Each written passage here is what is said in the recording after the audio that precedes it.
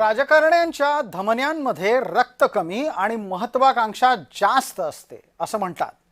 प्रत्येकाला पुढे जायचं असतं, त्यातच वय झालेल्या राजकारण्यांच्या हृदयामध्ये धडधड कमी आणि वारशाची चिंता जास्त असते असंही म्हटलं जातं।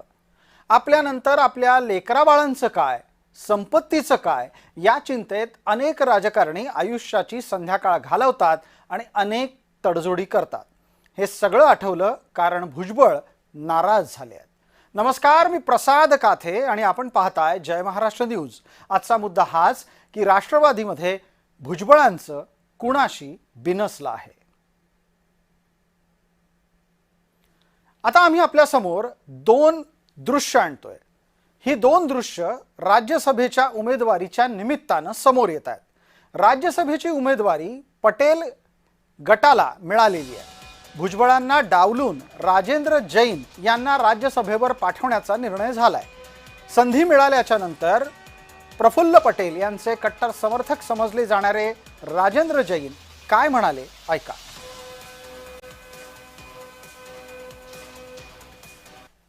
माझ्यासाठी फार उत्साह आणि गौरवची गोष्ट आहे की मला एक सामान्य कार्यकर्त्याला पक्षाने आज ही संधी दिली आणि पक्षाचा एक सामान्य कार्यकर्ता म्हणून मी आदरणीय स्वर्गीय अजितदादा यांच्या नेतृत्वाखाली भरपूर काम केलेला एक साधारण कार्यकर्ता आहे आणि मला हे राज्यसभावर जाण्याची जी संधी दिली आहे हे माझ्यासाठी फार गौरवची गोष्ट आहे। राज्यसभेवर जाण्याचा भुजबळांचा हट्ट लपून राहिला नाही। याआधी त्यांना नाशिक लोकसभेतून दिल्लीला जायचं होतं, आता त्यांना राज्यसभेतून दिल्लीला जायचंय। काहीही करून त्यांना दिल्लीला जायचं आहे। पण भुजबळांचा हा राज्यसभेत जाण्याचा यावेळचा हट्ट का अपूर्ण राहिला, पहा।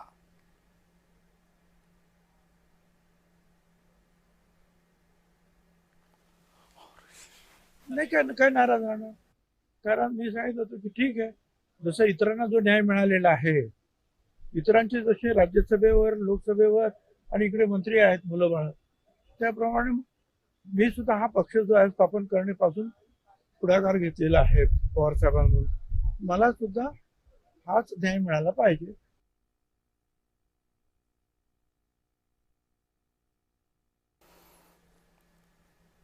आता भुजबळ जे म्हणाले की लेकराबाळांची चर्चा, या लेकराबाळांच्या मुद्द्यावर भुजबळांनी आपला मुद्दा लावून धरला होता, पण त्यांचं राज्यसभेतलं स्वप्न का पूर्ण राहिलं ते पहा।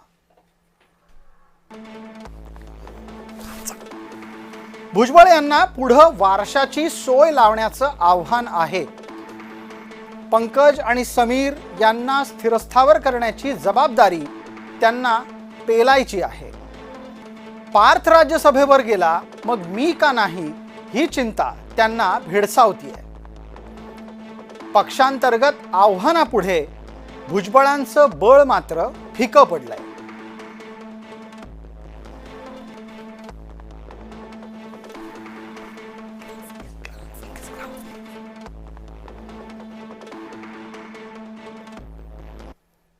आता भुजबळ लेकरा बाळांचा मुद्दा काढत असले तरी पण त्यांनी ज्या पद्धतीनं स्वतःच्या पक्षासमोर आपला राज्यसभेचा हट्ट ठेवला होता तो आपण पाहणार आहोत।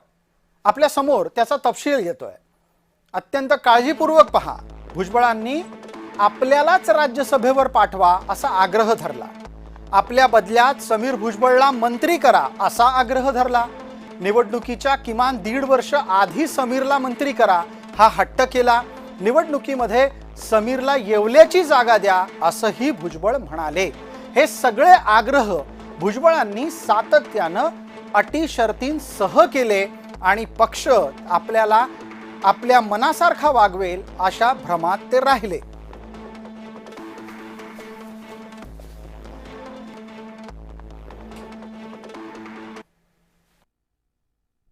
आता तो अन्याय काय आहे की चालायचं, आता आणखी पुढे आज नहीं तो कल, कल नहीं तो परसों।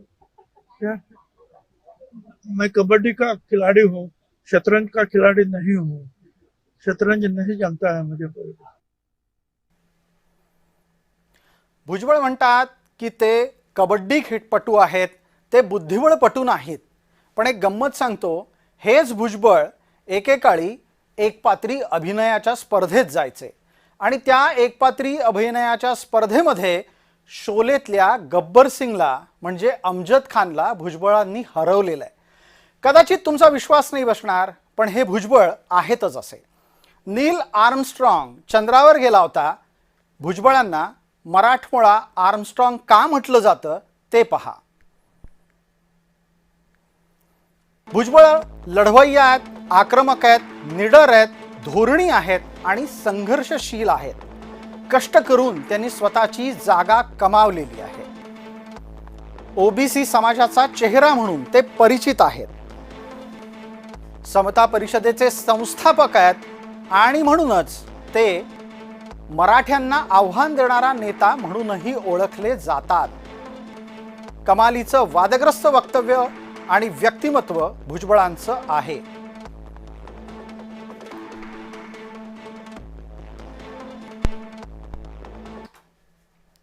आता भुजबळ नाराज झालेत म्हटल्यावर स्वाभाविकरित्या पवार गट ती संधी कशी सोडेल आणि भुजबळांचे समर्थक असलेले इतर पक्षातले ओबीसी नेतेही ही संधी कशी सोडतील?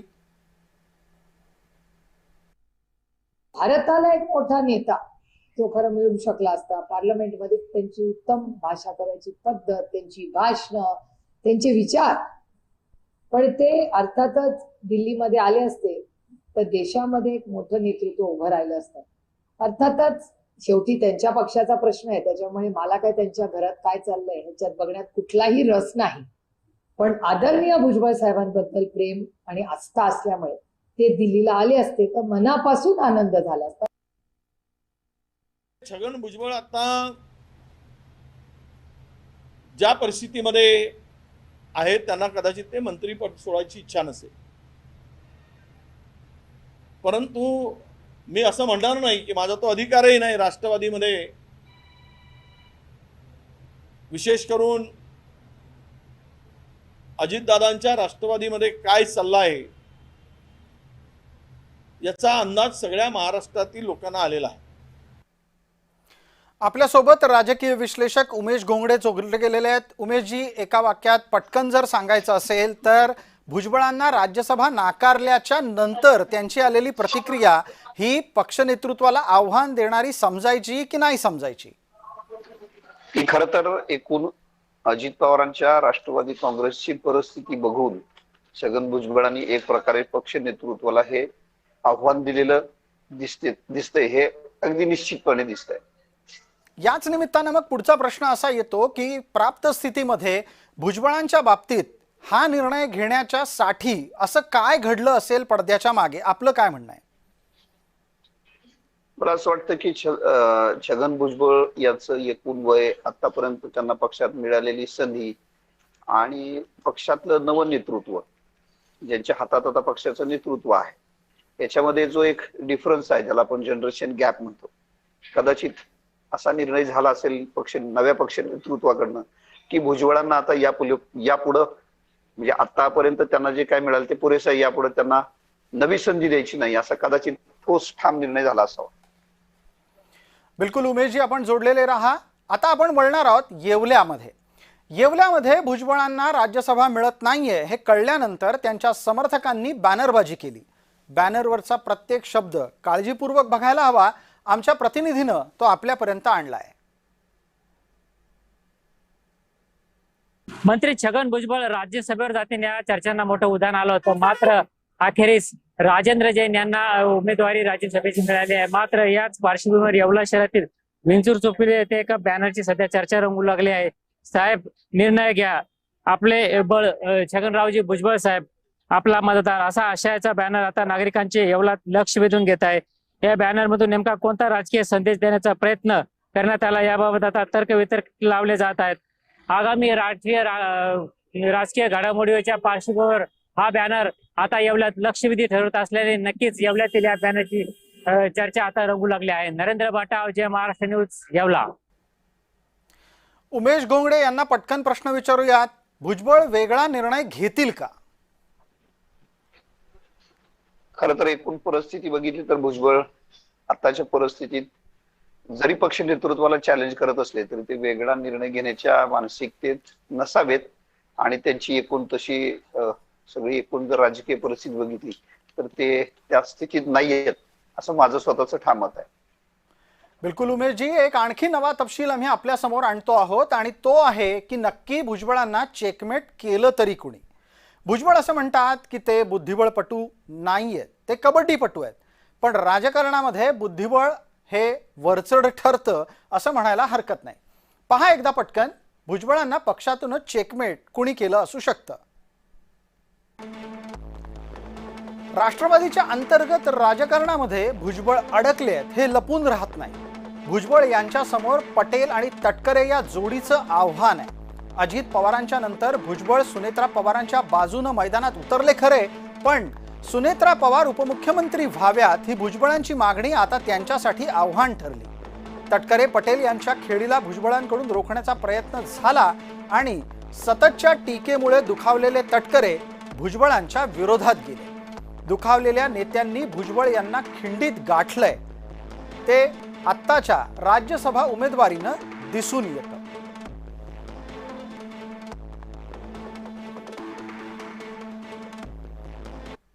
जो न्याय अपेक्षित आहे तो भविष्यात केला जाईल. एक असं आहे की मी कालही सांगितलं, आजही सांगू इच्छितो की भुजबळ पक्षाचे 99 सालापासून संस्थापक अध्यक्ष आहेत. त्यांचा मान सन्मान, त्यांचे विचार, त्यांना अभिप्रेत असलेलं या बाबतीतल्या अनेक बाबी यापूर्वी सुद्धा होत गेल्या, याच्या पुढच्या कालावधीमध्ये सुद्धा त्याच पद्धतीने होती. उमेशजी, आत्ता तटकरे म्हणतात भुजबळांचा सन्मान राखला जाईल, भविष्यातही तो सन्मान राखला जाईल. आता भविष्यात आणखी भुजबळांना काय मिळू शकतं? खर तर भुजबळांचा सन्मान राखला जाईल असं तटकरे साहेब आता म्हटलेलं मी ऐकलं, पण भुजबळांचं जर वक्तव्य बघितलं तर त्यांचा जो रोख आहे तो सगळा सुनील तटकरे यांच्यावरतीच होता. त्यांना मिळालं मग मला पण मिळाला पाहिजे असा तो रोख होता. त्यामुळं मला असं वाटतं की सुनील तटकरेंच्या किंवा एकूणच राष्ट्रवादी काँग्रेसचे जे आता नवं नेतृत्व आहे यांच्या दृष्टीनं आता भुजबळांना जे दिलेलं आहे तो मला असं वाटतं की मोठा सन्मान आहे. याच्या पुढे भविष्यात त्यांना फार काही मिळेल अशी शक्यता मला दिसत नाहीये. एकूण राष्ट्रवादी काँग्रेसचं नवं नेतृत्व नवी जनरेशन ज्या पद्धतीनं विचार करते आहे, इतके दिवस आपल्याला असं वाटत होतं की प्रफुल्ल पटेल आणि सुनील तटकरे यांच्यावरती नव्या नेतृत्वाचा फारच राग आहे की नाही माहित नाही, पण आता जे काय नव्या निवडणुका, नवे निर्णय, विधान परिषद किंवा खासदारकीची उमेदवारी हे जे काय आपण बघतोय तर त्याच्यामध्ये निश्चितपणे त्यांच्यावरती फार नाराजी आहे असं तर काय दिसत नाही. या उलट छगन भुजबळांबद्दल फारसं प्रेम उरलेलं नाही हेच तर या निर्णयावर निश्चितपणे दिसतंय. त्यामुळे मान सन्मान जो काय आहे तो एका विशिष्ट मर्यादेत राहिला असं एकूण आताचं चित्र दिसत आहे. बिलकुल उमेशजी, याच निमित्तानं एक आणखी महत्वाचा घटक आहे जो भुजबळांच्या राज्यसभा उमेदवारीमध्ये कळीची भूमिका निभावताना दिसलेला आहे. तो दुसरा तिसरा कोणीही नसून तो घटक आहे प्रफुल्ल पटेल यांचा. कारण प्रफुल्ल पटेल यांची महत्वाकांक्षा भुजबळांना आडवी आली आहे. ती कशी ते पहा. प्रफुल्ल पटेल यांना काहीही करून 2029ची लोकसभा लढायची आहे. भंडारा गोंदिया लोकसभेच्या साठी प्रफुल्ल पटेल आग्रही आहेत. भाजपाकडून भंडारा गोंदिया लोकसभा आग्रह करून मिळवण्यासाठी पटेल प्रयत्नशील आहेत. पटेल यांनी लोकसभेची मागणी लावून धरली आहे. भाजपाकडून सकारात्मक संकेत मिळताच राजेंद्र जैन यांचं नाव पटेलांनीच पुढे केलं असं समजतंय.